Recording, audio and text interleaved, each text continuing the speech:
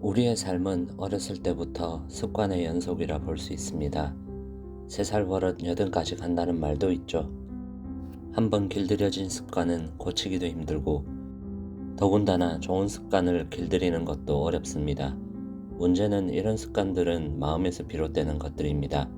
특히 긍정적인 마음이 아닌 부정적인 마음에서 비롯된다고 하지요. 이런 습관들이 행동으로 나타나면 이렇게 나오곤 합니다. 오늘 할 일 내일로 미루자. 뭐 어때? 조금 지각해도 괜찮아. 오늘 하루만 야식 먹어도 괜찮겠지? 이런 것들이 바로 습관이 겉으로 드러나 우리의 행동을 만들게 되는 예시들입니다. 이런 습관은 실생활에서뿐만 아니라 우리의 부자 습관에도 영향을 미칩니다. 로버트 기요사키의 책 부자 아빠, 가난한 아빠를 잠깐 살펴볼까요? 이 책의 로버트 기요사키는 부자 아빠에게 부자가 되는 습관을 물어봅니다. 그러자 그 부자 아빠는 대답 대신 이렇게 되묻습니다. 네 아버지는 언제 청구서 대금을 내시니? 기요사키가 대답합니다. 매달 1일에요. 부자 아빠가 한 번 더 묻습니다. 그걸 내고 나면 남는 돈이 있으시니? 기요사키가 다시 대답합니다. 거의 없어요. 이제 부자 아빠가 돈과 관련된 습관에 대해 말해줍니다. 그게 바로 네 아버지가 돈 문제로 고생하는 가장 큰 원인이다 라고 말이죠.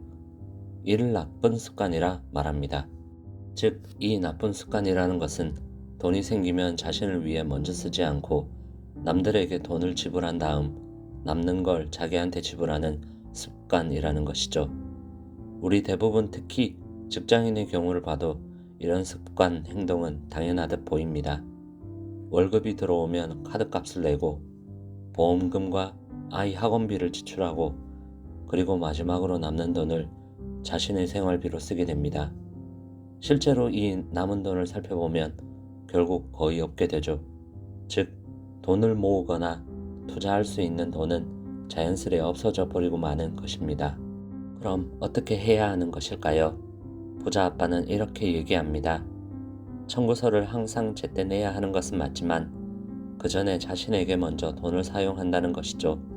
하지만 이렇게 되면 의문이 생깁니다. 자신에게 투자한 후 돈이 모자라 청구서나 세금을 내지 못하게 된다면요. 그래도 부자 아빠는 자신에게 먼저 돈을 사용하는 습관을 들여야 한다 말합니다. 돈을 내지 않으면 연체가 생길 테고 신용이나 다른 문제가 생기면 어떡하나요?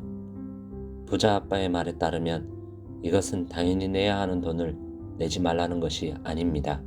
다만 그저 무슨 일이 있어도 나 자신을 타인이나 다른 것보다 우선시해야 한다는 것이죠. 돈이 부족할 때는 어떻게 그럴 수 있냐는 질문에 부자 아빠는 중요한 것은 바로 이것이라 말합니다. 어떻게 그럴 수 있느냐가 아닌 왜 그렇게 해야 하는가 라고 말이죠. 그에 대한 해답은 다음과 같은 말에 있습니다. 동기부여. 부자 아빠는 이렇게 자신에게 먼저 돈을 쓰는 이유가 동기부여에 있다고 말합니다. 만약에 나에게 먼저 돈을 쓰고 정부나 또는 다른 사람에게 돈을 내지 않는다면 당연히 그것을 받아야 하는 세금 징수원과 채권자들이 압력을 가할 것이고 어쩔 수 없이 내가 돈을 추가적으로 만들어야만 하는 동기를 부여한다는 것입니다. 퇴근 후 부업, 주말 아르바이트, 주식 등등 돈을 만들어내는 일을 하고 계속해서 생각하게 만들어낸다는 것이죠. 누군가에게 빚을 지고 있다는 두려움이 나를 더 움직이게 만들고 더 똑똑해지게 만들고 더 적극적으로 움직이게 만들어 결국 자기 자신에게 동기를 부여해준 이유가 되는 것이죠. 만약 빚을 먼저 지불하고 본인에게 가장 늦게 투자한다면 이런 압박은 없을 것이고 그럼 헤쳐나갈 이유가 없으니 마음은 편하나 돈은 궁한 빈털터리처럼 살게 되는 것입니다. 여기서 우리가 깨닫게 되는 한 가지는 이것입니다.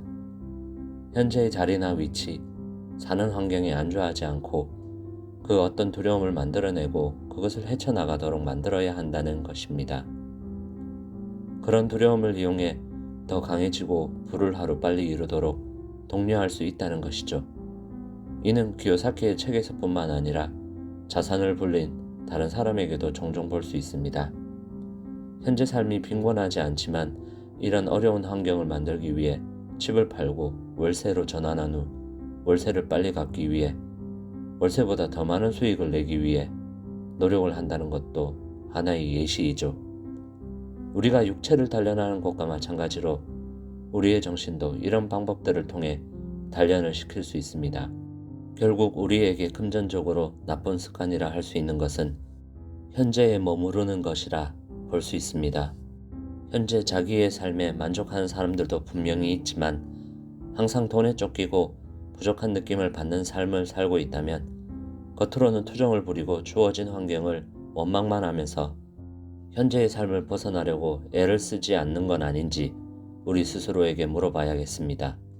동기부여를 만들고 벗어나야만 하는 상황을 만들어 보세요. 소소한 것에서부터 실천하시기 바랍니다. 작은 동기부여가 모여 큰 추진력을 만들 수 있습니다. 지금이 우리 삶에서 가장 젊은 나이입니다. 20년 뒤 오늘을 회상하며 후회하지 않도록 나아가십시오. 감사합니다.